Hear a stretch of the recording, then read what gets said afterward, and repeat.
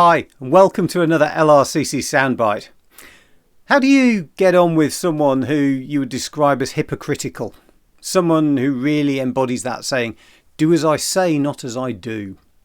As a parent, I suspect I may be guilty of it more times than I care to admit to, as I've tried to bring my kids up better than I am. I suppose sometimes it's done with good intentions, but other times it really isn't. I think it's hard to accept the things some people say when we see that they don't live out their words in who they are as a person. Well, one day Jesus was having another one of his run-ins with the authorities.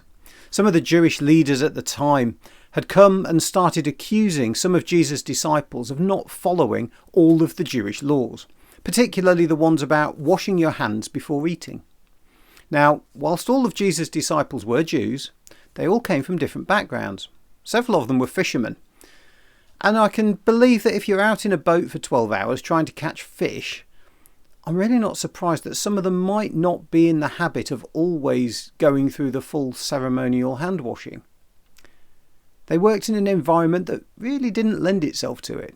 I don't know the details, but you know what I mean? I can kind of see how it might be. But Jesus' response was not quite what these leaders were expecting. You know, he could have said, leave it with me, I'll have a word. Or, oh, thank you for pointing that out, I hadn't noticed. He could even have said something like, yeah, at a time like this, is that all you've got to worry about? Get a life. But no, none of that. Instead, Jesus really goes on the offensive. He gets quite cross. He calls them show-offs. He quoted one of the ancient prophets at them. And this prophet had basically said that those who go down the line of do as I say, not as I do, are not fit to worship God. And then he accused them, these leaders, of disobeying God's rules in order to follow rules that they had made up themselves instead. Jesus is really laying into them. So what was he on about? What was his evidence?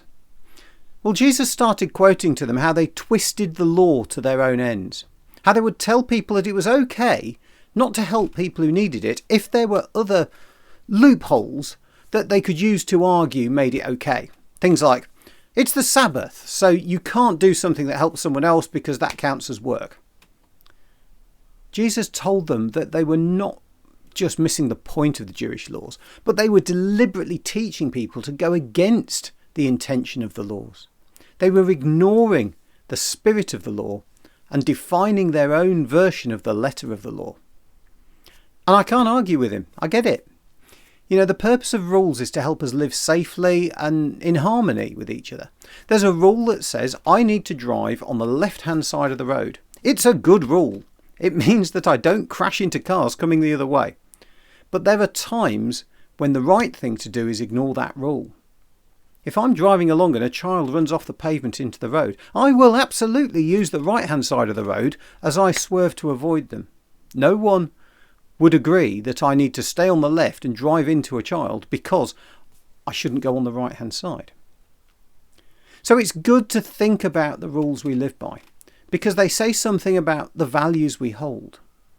The rules give us guidance for what is normally right, but we need to understand the purpose underneath it. The old Jewish law tried to help people live well by staying healthy and to keep focusing on worshipping God and to get along and help each other. Jesus was reminding them to remember the purpose behind it and don't twist it to your own ends, just in the name of claiming to follow it very precisely. God bless you. I hope you have a great week and I'll see you next time.